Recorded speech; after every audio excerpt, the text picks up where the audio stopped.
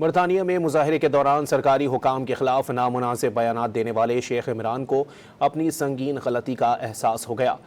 شیخ عمران نے برمنگھم مظاہرے میں آئی جی آزاد کشمیر اور اہم عہدیداران کے خلاف اقدام پر 10 کروڑ انعام دینے کا اعلان کیا تھا۔ ویڈیو بیان میں شیخ عمران نے اپنے عمل پر ندامت کا اظہار کرتے ہوئے معافی مانگ لی ہے۔ محمد عمران شیخ میرپور کا رہائشی ہوں اور اس وقت برطانیہ میں مقیم ہوں۔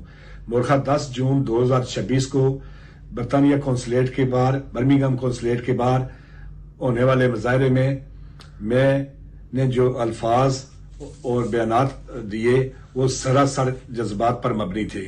میرا ایسا قطعاً کوئی ارادہ نہیں تھا کہ میں اس طرح کے الفاظ ادا کروں گا۔ کچھ میڈیا نیوز اور سوشل میڈیا کی فیک نیوز پر ایسا عمل سرزد ہو گیا۔ میں ایک محب وطن کشمیری پاکستانی ہوں اور پاکستان سے پیار اور پاکستان کی سالمیت کے لیے ہمیشہ دعاگو رہا ہوں۔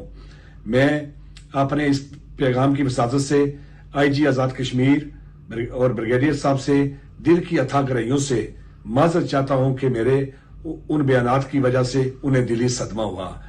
میں یہ باور کروانا چاہتا ہوں کہ میں ایک محب وطن کشمیری پاکستانی ہوں اور پاکستان کی سالمیت کے لیے اپنا تن من قربان کر سکتا ہوں۔